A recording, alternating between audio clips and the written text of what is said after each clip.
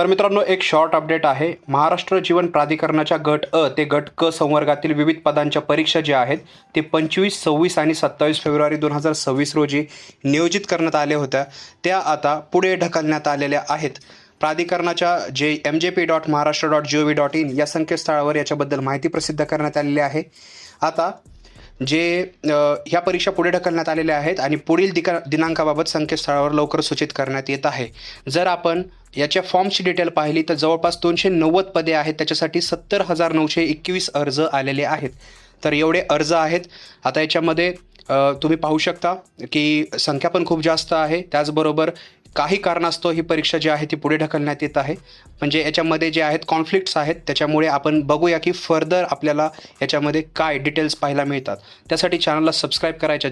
जशा नवीन dates announce होतील ते तुमच्यापर्यंत पोहोचवल्या जातील. त्यासाठी बेल आयकॉनवर प्रेस करून ऑल नोटिफिकेशनला क्लिक करायला विसरू नका.